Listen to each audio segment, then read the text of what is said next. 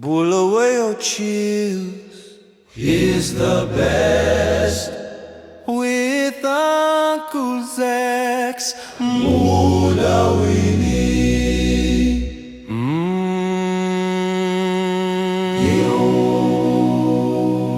Hey, oh. Iwe auyo.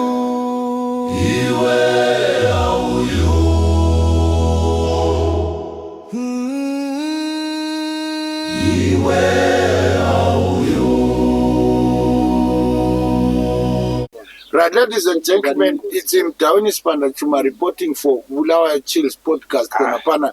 Today we are discussing issue engani iyahlupha. Utsotsi abuye emzini wakho ebusuku, umuzwe vuli windi, ube suphuma, usumchaya. Sibotshwa wena kuthiwa licala. Licala yini wena ubona njani?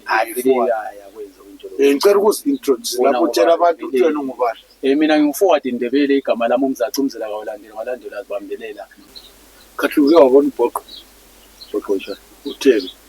Lo uthethwa ama-cops. Khathi bamthathele mhlobo.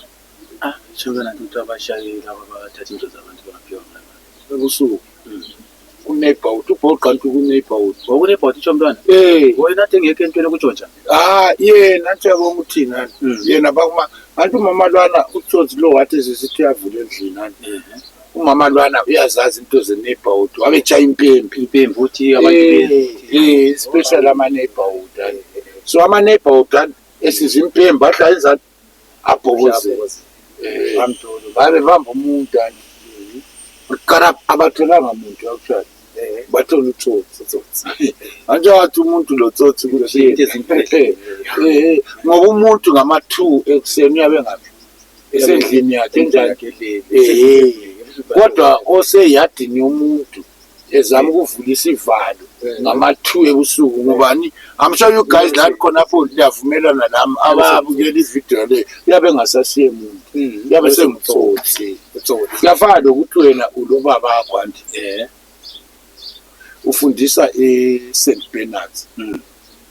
Actually ungu-headmaster e-St. Bernards. Then angatshayisa e-St. Bernards abuye ngikhaya uyabe ngu-headmaster uyabe sengubani? Sengubaba wendlini atshana umuntu uyatshintsha ama-title. So otsho mlaba actually abachanga muntu bachayana utsotsi. Bachaya utsotsi. But manje sebotha ukuthi mina ihlala sithi vela tshela khona kwathi utawutsheni ukuthi ngani. Bese vele tshela ukuthi ngitsho la wayekhona ukuthi atheni. Hayi yena ngama-neighbor abantu exactly. Umama lona wachaya impembe esibila.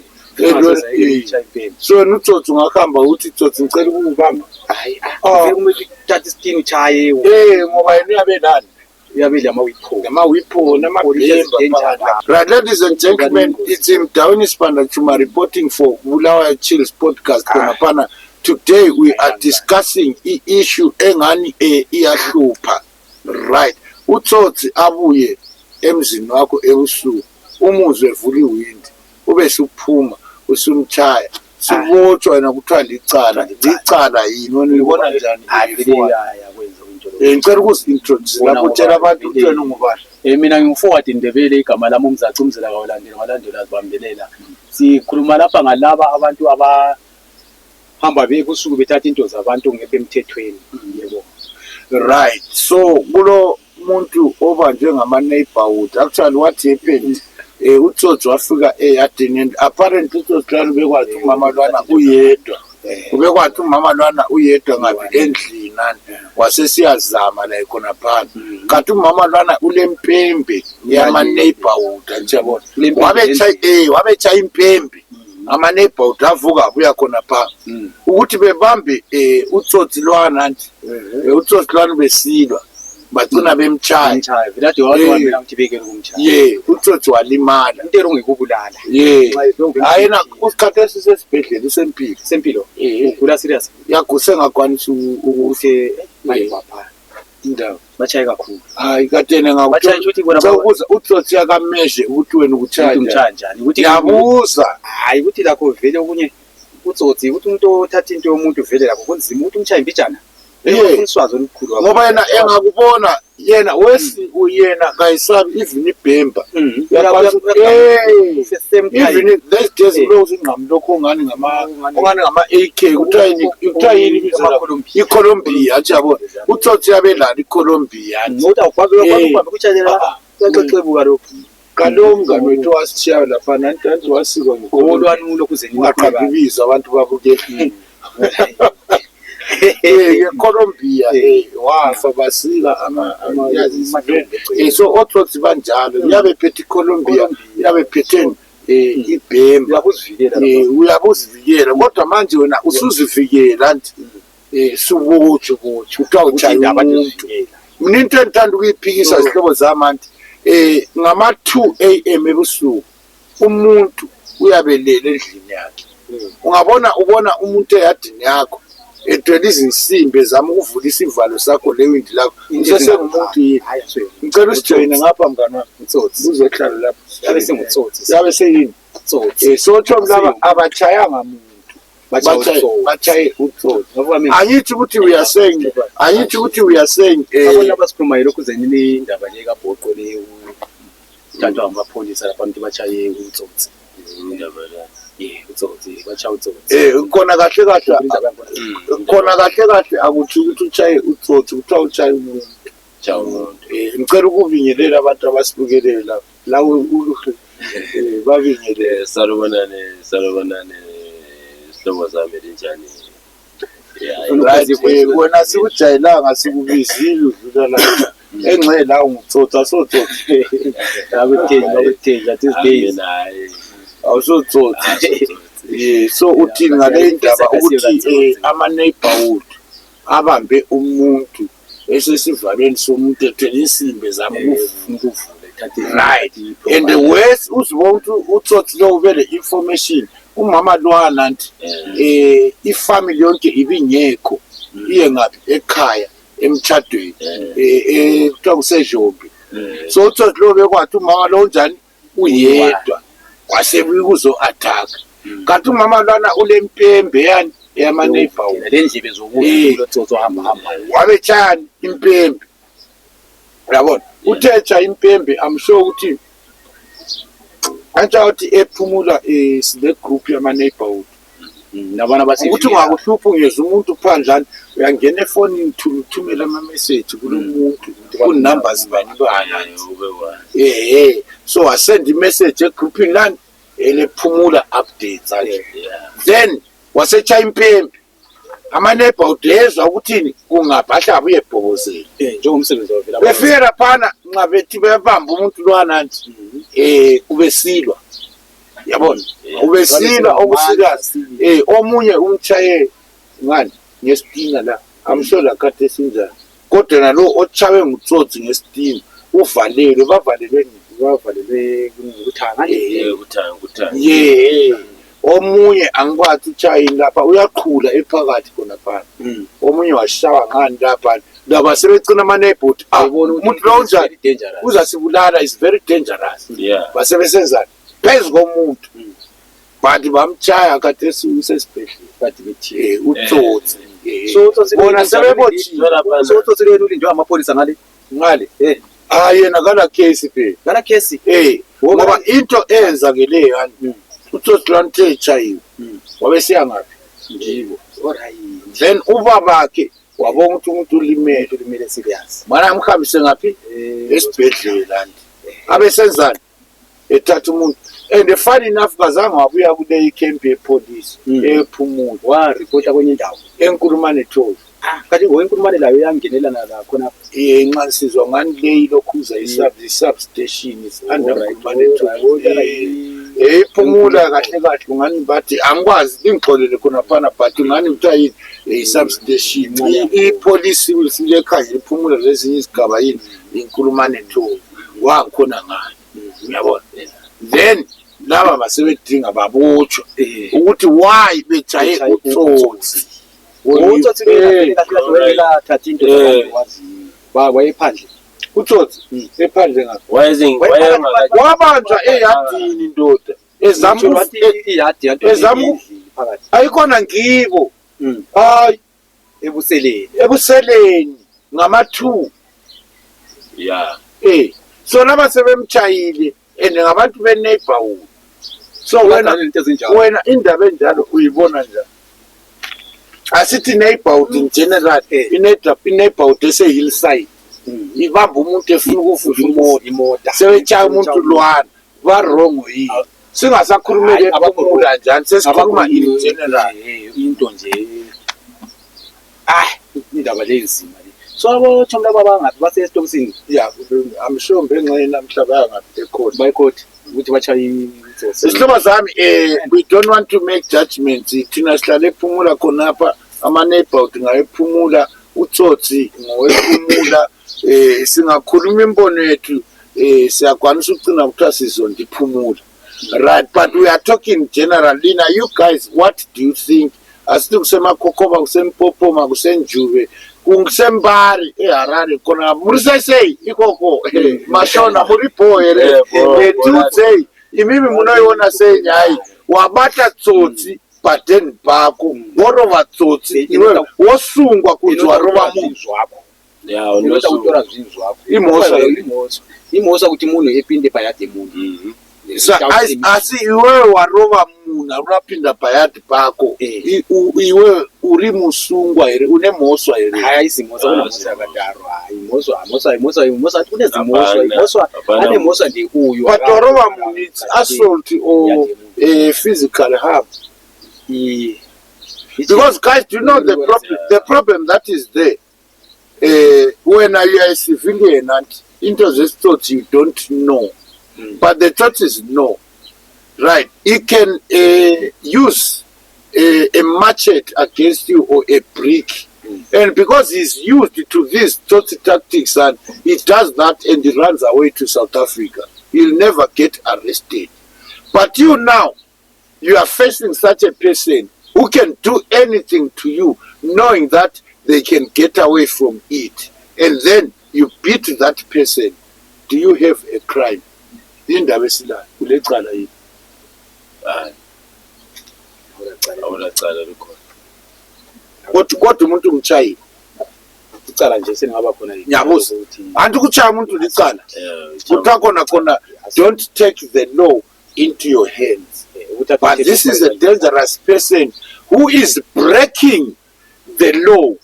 Can you manage the situation by making the law? That's my question to you guys. The guy is breaking the law. When can you now stand by the law and make the law? Assault is not right. Physical harm is not right. GP, grievous body harm, GPH, and GPH. But remember, this guy is carrying weapons, and if he finds a chance, he can even kill you. You see? So That's what we want to find out. These guys are arrested. Is it right? They are taking care. They are taking care of the thought, and then they put you behind bars while they are treating a person who had the potential to kill you. Yeah. By lapha umuntu obengakwanisa ukukubulala bamlapha wena bakubophile wena nguwe osusejele number 1 umhlana ngokulandile endlini yakho uzilalele endlini yakho ayisikho endlini yakhe guys I want to hear your comments Konapana. What do you take of this one? Wena kunguwe umuntu sevuliwe indlu lakho umuzwile uyayizama Charles Tina uyabotshwa nampa babotshiwe phela ngeke umuntu onjalo nanekela down ufuni so umthetho awukho safe. That's the point that I want to make, guys. You need to revisit these things, and if someone is beaten at a crime scene and actually trespassing, if you've got a legal gun, I think you've got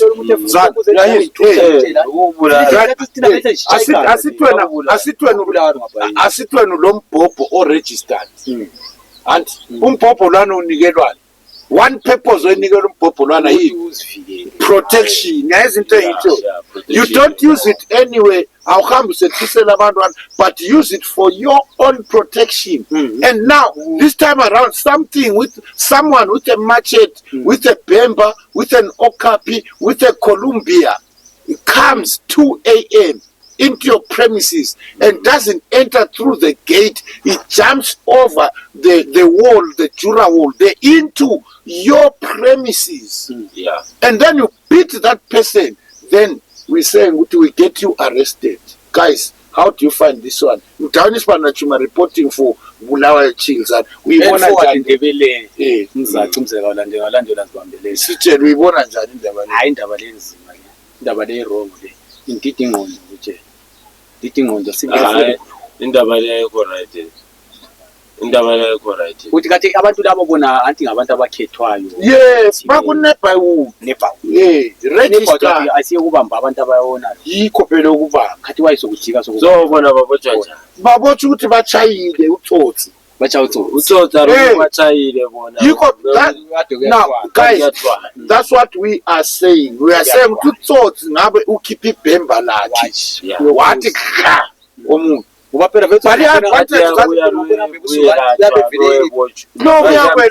You see no not only kwelatshwa lo bekwanisa kuyalahlwa. Kingdom Blue straight imthathe ekhaya. Utsotsi abaleka ngotsotsi bayakwazi ukunzenza umthetho. Umuntu engiyabona. Yeah. And utsotsi babesenza bekwazi ukuthi bavala njani. Babekwazi ukuthi bavala njani. Yeah. That's the subject in discussion today at Bulawayo Chills podcast. Your host Mtawani Spanachuma alongside Forward. This one was out Ndebele umzaca. lo mngani wamade esidlulele lapho uthiwa ngubani? Ngiyabonga. Hayi asithi ukuthi against someone. We just want ukuthi point it out ukuthi I think our laws in Zimbabwe have got to be revisited, and that's why ngizacela uMP wePhumula honorable Umhlonitsha usicele sile mahlangu uhambe ngkhona ngale parliament uyo initiate ukuthi bathi revisit umthetho nalo nxa ungekho ngicela ukuthi liwufake ukuthi umuntu engabuya ngapi emzini wakho ebusuku ngama2 ekuseni ulwe laye licala yini. Please guys, let us revisit these laws. And I don't know the laws. I'm still going to research about the laws of Ubanan Lompopo. Remember, you are allowed to apply for a gun, even registered. We have to check on a police. And the reason why you are given that guide is that you protect yourself. You don't use it anyway. You don't use it for armed robbery or what. You don't use it to sell a mantle club in Zanjanan. You use it only to protect yourself. And these guys now protected a lady. The lady, wacha impembe, was sent a message ngapi my neighborhood, and the lady obviously was protecting herself. And during the process of protecting herself, the people that helped her to protect herself are behind bars right now. And I'm sure they've been indoors for about 2 days now. Because bachayani utsotsi licabangani isihloko zami Ngento nje kunzima. noma kuhle. La mane papelati nasesizaba ukuthi benza impembe. Very otherwise I think there would be no need for our neighborhood. Nabe sesizaba. There's more. Into yankhona very asabe sesebenza ngoba bona balanda umuntu olamabhemu kuthiwa hambani kuhle lifike limlingele lisabona tsotsi sivuya ukuzokubamba tsotsi sikubophe tsotsi ngoba kade tshontsha tsotsi Ngeke guys akuvuma. iyayibona kodwa Indaba le iyadopha le. Sasayizwa futhi kwenye indawo kule meeting yabo Utsotsi abachaya wayo. Ababa bese bengathi basihlupha masehlele endaweni ngayo esihlalela khona ngayo. Ndabona ngathi kulokuliganganyana base behluphile. But lo muntu utsotsi engakulanda mthatha ubuye laye. Police. So uyamthatha njani utsotsi yena ethwele isikhali ufuna ukuvanga kuleso ngapho lebhemba. That's what we are talking about here. ePhumula Old khona phana there is a story guys esayenzakalayo eHillside.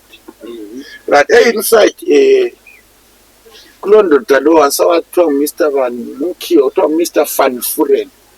Mr. Van Furen wathenga ama-pitbull akhe ayi-2. Right, eyindoda lengumfazi. And I want to respect Mr. Van Furen, guys. Sorry, I'm not moving away from the story. It's another issue that we have to look at. And ulenza wena eyindoda ithenye ingumdlwane ingaka yazi yakhulela khonapho uyivalele egedini ufake i-durable 6 feet high and inja leyana siphila khathesi ile 6 years ayikaze yaba lenja engumfazi. Is that not violence against animals? Yinje enduna nansi i-abusekile. I'm sure you guys lezinjani ukhona omunye olenja engumfazi khathesi ensikazi uyivalele yathi ngofuna iku-protect against these thoughts that we are talking about. And ukhohlwa ukuthi layo indlelana ilama-feelings. Imele ithole umngane wenja oyindoda, yabona, layo ithole efanele ukuthi ikuthole according to the laws of nature and according to the principles of God. That's why in the Bible uNoah kuthiwa efake inyamazana ngapha emkhumbini kwathiwa ezifake njani 2 by 2. And you guys elezinja A1 is either a male or female, and you've been keeping it behind your durawall konapana, and I think you are committing a crime against the biblical principles. And of course it protects you from amasela anjengaleli sela elichayiwe, but injana uyayi-abuse. I want to thank Mr. Van Furen because he knew wadingana i-pitbull eliyindoda ne-pitbull elingumfazi. Then ebusuku uTsotsi abeseqela akakwazi ukuthi kula ama-pitbull lapha ama-pitbull ambamba ngentaba ambulala. And that guy even khathesi is still going to court uthi izinja zakho zinjani zibulela umuntu akuna zambulala siphike zabamba sibili. And I'm sure that's the reason why khathesi Zimbabwe is discussing, but I think sokwakhulunywa uthi ama-pitbull abhane asafunakala because those dogs are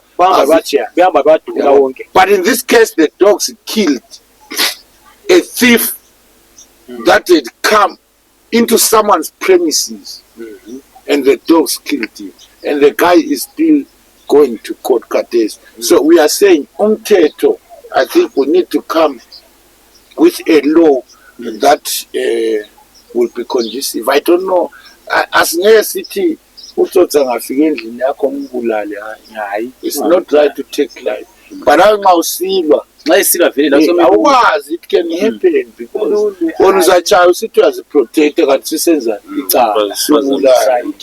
Uthini ngale nto ngala? Hayi, into le ayimphathile. Ngavele wrong into. Hayi, into le ayimphathile. Wrong kakhulu. Nabela ukuthi ngeke uthi mina yeke. Nabetha. Mina vele umuntu ndlele ngizwe guguru esefuna ukuvula iwindi. Evule iwindi. Siyamncenga. But liyabotshwa nabotshwa phela baphakathi ngikhuluma ngale khona ngizasuka lapha ngiyobabona. But ukuthi ngabayenza ababona ngabadidela mbija. Umthetho la umele befe. Right. Yebo vale icala kodwa hayi. Icala la lokuchaya bachayeni abachanga umuntu bachayeni. Umthetho must protect abantu, not otsotsi. Hello, ngiyabuza umthetho umele protect abantu like khathesi omama ezindlini bayakhala imizi yabo iyadilika ngabotsheli bemaclubini abantu kuthiwa ngamahu osisibendana kuthiwa ngama-commercial sex workers and imizi iyadilika. osithi abana but bancedana osithi abana bengekho labana abasomarefa amancane la yikho phela umdaweni lapha buye khona ngezindana ukuthi mawuyela iyodwa ukuthi yenziwa ilathi silabantu labo bantu ukuthi mawungele khathesi la ungavela uzungele endlini athi ukuhamba ufana ufike la khona. Do you know why I'm bringing this case and uchadile wena lo mkakho? marriage sile 15 years ube susiyabamba umkakho ele wu azoze ngiqedise ugcineni kulo LE yani ungaka wena lo sisilwana umchayi sulecala kodwa na nguye buye ngapi ku marriage yakho ayisikho I'm saying guys that we are saying let us revisit these laws and I think kona pana kumele kube nomthetho uthini ukuthi iwu le sexual sex commercial worker or whatever. I think a married wife should have some rights and to sue that person. Yeah. Uyibona njani? Umuntu lo phela ubi uzodiliza property yabantu lapha. Those are the things that we are talking about. Guys, it's like we are discussing this. We are saying, I think the laws of Zimbabwe need to be revisited. Asibuye ngapha emalojeni. Iloja wena nti lile 4 months endlini yakho alibhadali i-rent. Then wena ube sisenzani sukhipha impahla zalo phandle. Uyakwanisa ukubotshwa khona. Uyabotshwa. Kuthiwa umele wena uqala uyodingana umessenger of God. No, but umuntu lo kahlalanga endlini ka-messenger of God. Uhlezi ngapha endlini yakho and sele 4 months engabhadali. So uthi impahla zakhe azila legal right to be in your premises. But ungazikhipha impahla zakhe ezomuntu ongabhadalanga endlini yakho wena sokuthiwa ulecala uyabotshwa kupheleni impahla yabo endlini yakho. Uyibona njani? Hayi indaba yakho le. Forward. Vele ngekho right endlini yakho antu vele yakho yakhulu. Kabhadalanga phela so i-property yakhe is got no right So to kumele be ezwe umuntu. no khipha impahla kathatha impahla zakhe ehambe engakubophisa lama ngathi kabhadalanga. Yes, but khathesi manje ngomthetho khona uyakwanisa ukuthi kubophisa and uhambe ukhipha impahla why ukhipha impahla zami? Why ukhiphe impahla zami endlini yakho? Let's put it in those words. Why did you remove my property? Listen, why did you remove my property from your property? Guys, what's your thoughts there? Mtanis Banachima reporting for Bulawa Chiefs podcast Konapana, your host. My guest today is a forward and Legend. yes, and a legend there.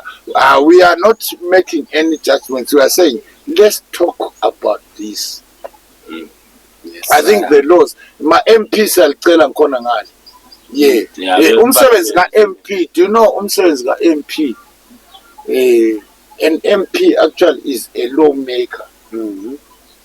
And let me put it in a fun way, and also a lawbreaker. Because if there is a law that is tormenting people, imprisoning people, like the law of public drinking, Africans by nature are a beer drinking people.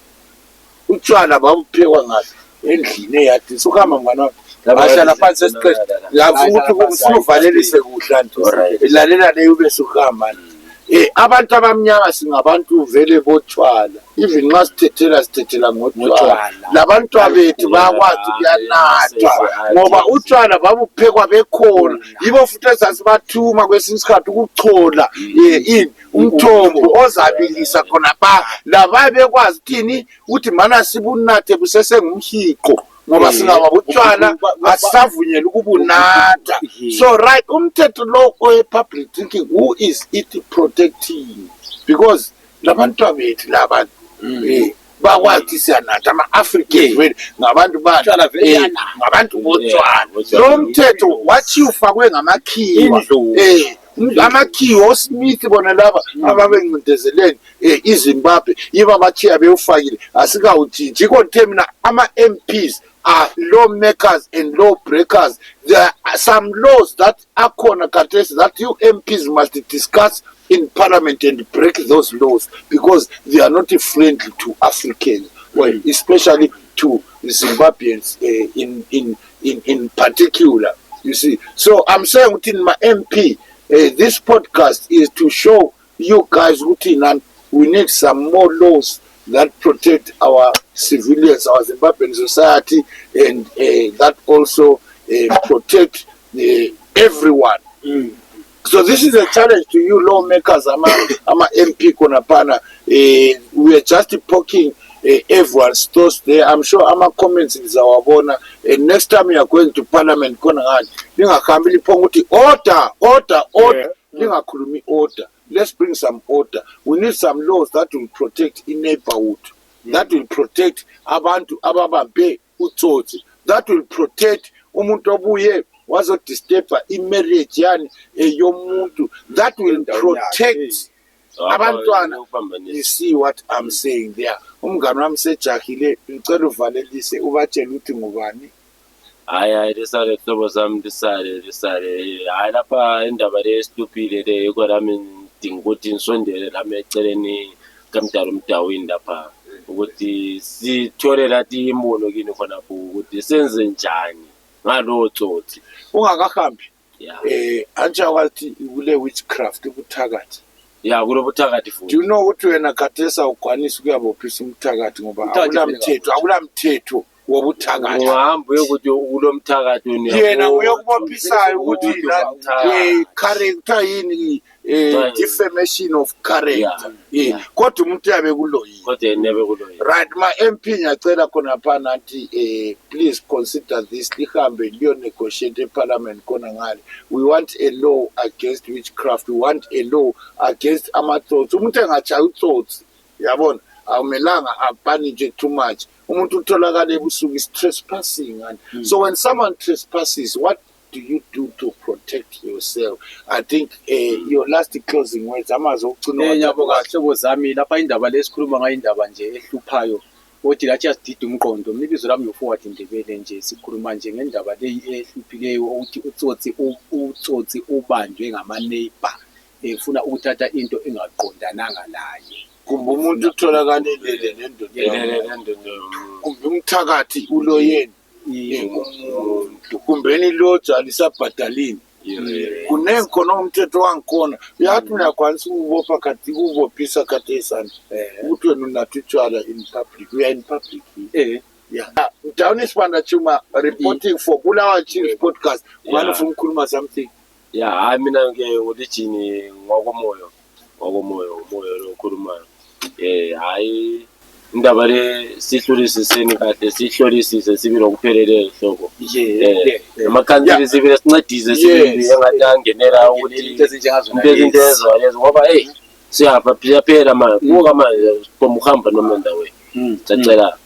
Yeah, especially njengathi ugweja siyabuya ebusuku la so engathi ngibuya lapha izithwala okumkhonomi kwami wegodisha sengikuthathela pho kuyekela ugijime ngamaphosenthe. But ogweja nale problem. You guys you kill each other in the bushes there. Is that right? Mina kahle kahle ngimayina.